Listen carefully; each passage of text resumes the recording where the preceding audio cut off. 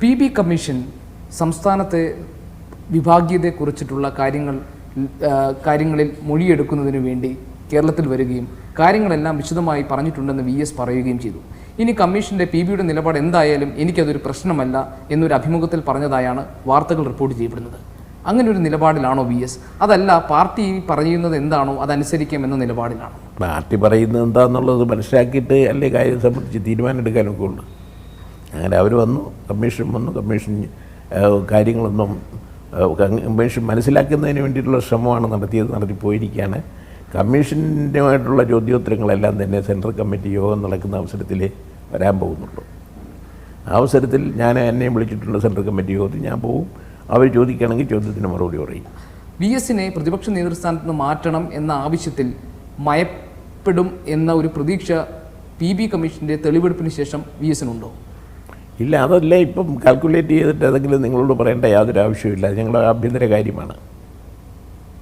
ഞങ്ങളുടെ പാർട്ടിയുടെ ആഭ്യന്തര കാര്യം നിങ്ങളോട് തുറന്നു പറയുന്നതിന് വേണ്ടിയിട്ട് ഉള്ള നില തയ്യാറാകുമെന്ന് നിങ്ങൾ ധരിക്കരുത്.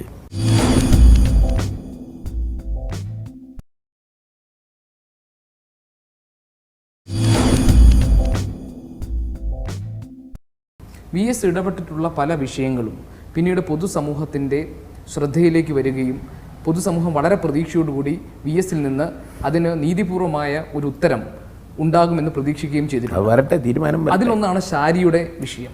പ്രതിപക്ഷ നേതൃസ്ഥാനത്താകുമ്പോൾ വിഷയങ്ങളിൽ സജീവമായി ഇടപെടുന്ന VS പിന്നീട് അധികാരത്തിലെത്തിയപ്പോൾ ഇതെല്ലാം സൗകര്യപൂർവ്വം മറന്നു എന്ന് വിമർശനങ്ങളുണ്ട്.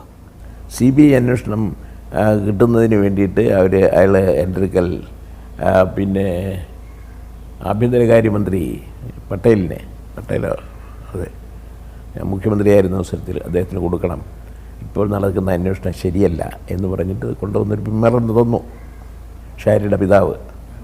അതനുസരിച്ച് ഞാൻ ഡൽഹിയിൽ പോയപ്പോൾ ഇത് ആഭ്യന്തരമന്ത്രിക്ക് കൊടുക്കുകയും ചെയ്തു, കേന്ദ്ര ആഭ്യന്തരമന്ത്രിക്ക്. കാരണം പരാതിക്കാരിയുടെ കുടുംബത്തിന് തന്നെ കൈകാര്യം ചെയ്യുന്നത് ശരിയല്ല, പക്ഷപാതപരമായിട്ടാണ് കൈകാര്യം ചെയ്യുന്നതെന്ന് വന്നപ്പോൾ CBI അന്വേഷണം തന്നെയാണെങ്കിലും സീനിയറായിട്ടുള്ള ജഡ്ജസിനെ ആരെങ്കിലും മാറ്റി സ്ഥാപിച്ചുകൊണ്ട് സത്യസന്ധമായ അന്വേഷണം നടത്തുന്നത് ശരിയാണെന്ന് എനിക്കൂടെ തോന്നിയതുകൊണ്ട് ഞാനത് ആഭ്യന്തരകാര്യമന്ത്രിയൊക്കെ പറഞ്ഞു. ലോകത്തെ വികസിത രാജ്യങ്ങളൊക്കെ തന്നെ പുതിയ സമര പ്രതിഷേധ മുറകളെ പറ്റിയും മാർഗങ്ങളെക്കുറിച്ചുമുള്ള പരീക്ഷണങ്ങൾ നടത്തിക്കൊണ്ടിരിക്കുകയാണ്. ആ പശ്ചാത്തലത്തിലാണ് ഇവിടെ മുഖ്യമന്ത്രി ഉമ്മൻചാണ്ടി രാജിവെക്കുന്നതുവരെ സമരം തുടരും എന്ന പ്രഖ്യാപനവുമായി സെക്രട്ടേറിയറ്റ് വളഞ്ഞുകൊണ്ടുള്ള ഒരു സമരത്തിന് മുന്നണി നേതൃത്വം കൊടുത്തത്. അത് 24 മണിക്കൂർ കൊണ്ട് പിൻവലിക്കേണ്ടി വന്നു. അതുപോലെ തന്നെ ഒരു സ്ട്രാറ്റജിക്കായിട്ട് ഉണ്ടാകാൻ പോകുന്ന ഒരു അപകടമല്ലേ മുഖ്യമന്ത്രിയുടെ ജനസമ്പർക്ക പരിപാടി, ജനകീയ പങ്കാളിത്തത്തോടുകൂടി നടക്കുന്ന ഒരു പരിപാടി അലങ്കോലപ്പെടുത്തുക എന്നുള്ളത്? ജനസമ്പർക്ക പരിപാടി എന്ന് പറഞ്ഞുകൊണ്ട് തൻ്റെ അഴിമതി മറച്ചു വെക്കുന്നതിന് വേണ്ടിയിട്ടെടുക്കുന്ന സൂത്രവിദ്യകളെല്ലാം തന്നെ ചില മാധ്യമങ്ങളുടെ സഹായത്തോടുകൂടി ന്യായീകരിക്കാൻ ഉമ്മൻചാണ്ടിയും കൂട്ടർ ശ്രമിക്കുമ്പോൾ അതിന് ഞങ്ങൾ വീണുപോകാതിരിക്കുന്നതിനെതിരായിട്ടുള്ള ചോദ്യമല്ലേ നിങ്ങളിപ്പോൾ പിന്നെ വിശദീകരണമല്ലേ ഇപ്പോൾ നിങ്ങൾ തന്നിരിക്കുന്നത്? അത് ഞങ്ങളുടെ മുമ്പിൽ ചിലവാകില്ല.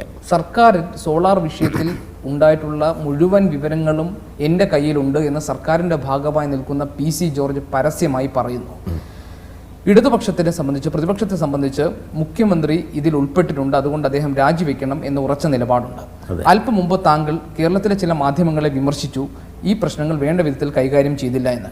പ്രാഥമികമായി ഇത് ചെയ്യേണ്ടിയിരുന്നത് പ്രതിപക്ഷമല്ലേ? എന്തിനാണ് പ്രതിപക്ഷം തുടങ്ങിയ ഒരു അനിശ്ചിതകാല സമരം കേവലം ചില ഒത്തുതീർപ്പുകളുടെ പേരിൽ മുടക്കിയത്?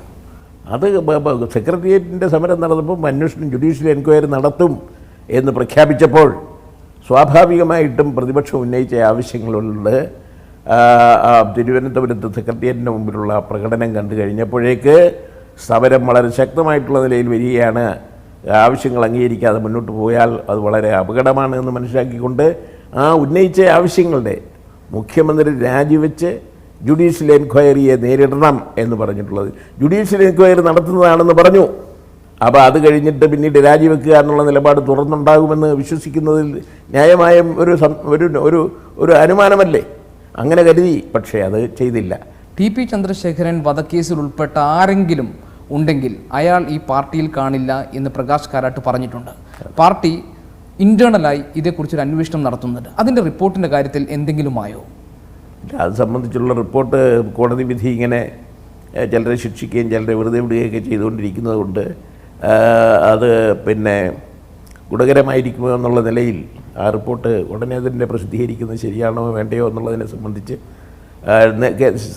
കേന്ദ്ര നേതൃത്വം ആലോചിച്ചുകൊണ്ടിരിക്കുകയാണ്. ടി.പി. ചന്ദ്രശേഖരൻ വധക്കേസ് ഉണ്ടാക്കിയിട്ടുള്ള ദുർപ്രതിച്ഛായയിൽ നിന്ന് കേരളത്തിലെ CPM-ന് അത്ര പെട്ടെന്ന് രക്ഷപ്പെടാൻ കഴിയില്ല എന്ന നിലപാട് സമിതികളിൽ എടുത്തിട്ടുള്ള ആളാണ് VS അച്യുതാനന്ദൻ. ആ നിലപാട് ഉണ്ടായിരിക്കെ ടി.പി. ചന്ദ്രശേഖരൻ വധവുമായി ബന്ധപ്പെട്ട് ഇപ്പോൾ ജയിലിൽ കഴിയുന്ന മോഹനൻ മാസ്റ്റർ ഒഴികെയുള്ളവരെ സംസ്ഥാന സെക്രട്ടറി പിണറായി വിജയൻ സന്ദർശിക്കുകയുണ്ടായി. സ്വർണ്ണക്കടത്ത് കേസിൽ പ്രതിയായ ഫയാസ് അറബി വേഷത്തിൽ മോഹനൻ മാസ്റ്ററെ കണ്ടതിൻ്റെ ദൃശ്യങ്ങൾ ഒരു ടെലിവിഷൻ ചാനൽ പുറത്തുവിടുകയുമുണ്ടായി. ഇതിന് പിന്നിലുള്ള രാഷ്ട്രീയം എന്താണ്? ഇതിൻ്റെ പിന്നിലുള്ള രാഷ്ട്രീയം എന്താണെന്നുള്ളത് പുറത്ത് ജനങ്ങളുടെ ഇടയിൽ ജനങ്ങൾക്ക് പിന്നെ മനസ്സിലാകത്തക്ക തരത്തിൽ കാര്യങ്ങൾ തെളിഞ്ഞാലേ പറയാനൊക്കെ ഉള്ളൂ. ഉടനെ വരുന്ന പാർലമെൻറ്റ് തിരഞ്ഞെടുപ്പിലും മുന്നണിയെ ഏറ്റവും ശക്തമാക്കിക്കൊണ്ട് കോൺഗ്രസിനെയും UDF-നെയും കോൺഗ്രസിനെയും ബി ജെ പിയെയും അതുപോലുള്ള കക്ഷികളെ നേരിടണമെന്ന് തന്നെയാണ് ഞങ്ങളുടെ അഭിപ്രായം. സ്വാഭാവികമായിട്ടും ജനതാദളിലെ കക്ഷി 1964 മുന്നണിയിൽ ഞങ്ങളുടെ കൂടെ ഉണ്ടായിരുന്നു. അന്ന് CPIM, CPI, RSP, ജനതാദൾ ഇതെല്ലാം തന്നെ ഫുൾ പ്ലഡ്ജായിട്ടുള്ള പാർട്ടികളായിരുന്നു. അത് കാരണം 20 സീറ്റിൽ 18 സീറ്റ് ഇടതുപക്ഷ ജനാധിപത്യ മുന്നണിക്ക് അന്ന് കിട്ടി. അത് കഴിഞ്ഞിട്ട് അബ്ദുൽ നാസർ മദനിയായിട്ട് വേദി പങ്കിടുകയും CPIയുടെ സീറ്റ് എടുത്ത് അവർക്ക് കൊടുക്കുകയും ഒക്കെ ചെയ്യുന്നൊരു സംഭവം ഉണ്ടായി. അതിനെക്കുറിച്ചും ഉടനെ തന്നെയുള്ള പ്രതികരണം സെൻട്രൽ ലീഡർഷിപ്പിൻ്റെ തന്നെ ഉണ്ടാകാതിരുന്നതിൻ്റെ ഫലമായിട്ട് ലീഗിനേക്കാൾ അപകടകാരികളായിട്ടുള്ള PDP-യുമായിട്ട് CPIM കൂട്ടുകെട്ടുണ്ടാക്കിയെന്ന് പറഞ്ഞുകൊണ്ടുള്ള ആക്ഷേപം വ്യാപകമായി വരികയും ആ തിരഞ്ഞെടുപ്പിൽ 18 സീറ്റ് കിട്ടിയ CPIM ഉൾപ്പെടെയുള്ള പാർട്ടികൾക്ക് അതുപോലെ തന്നെ മുന്നണി ശിഥിലമായി വീരേന്ദ്രകുമാറിനെ മുന്നണിക്ക് ഇന്ന് സീറ്റ് കൊടുത്തില്ല. അങ്ങനെ മുന്നണി ശിഥിലമായി നയപരപര കാര്യത്തിൽ PDP-യുമായിട്ട് യോജിപ്പന്നു വേദി പങ്കിട്ടു എന്നൊക്കെയുള്ള നില വന്നു. അതിൻ്റെയൊക്കെ ഫലമായിട്ട് 4 ചുരുങ്ങി. പഴയതുപോലുള്ള മുന്നണി ശക്തിപ്പെടുത്തിക്കൊണ്ട് വർഗീയ പാർട്ടികളുമായിട്ടുള്ള കൂട്ടുകെട്ട് ഉപേക്ഷിച്ചുകൊണ്ടുള്ള ഫൈറ്റാണ് നടത്തേണ്ടതെന്ന് പറഞ്ഞുള്ള ടൈമിലിയുള്ള ഡയറക്ഷൻ സെൻട്രൽ ലീഡർഷിപ്പിൻ്റെത് ലഭിച്ചിരുന്നുവെങ്കിൽ കണിശമായിട്ടും 18 കിട്ടിയില്ലെങ്കിലും ഒട്ടും കുറയാത്ത വിധത്തിൽ ഉള്ളൊരു നല്ല വിജയം LDF-ന് 2009 തെരഞ്ഞെടുപ്പിലും കിട്ടുമായിരുന്നു.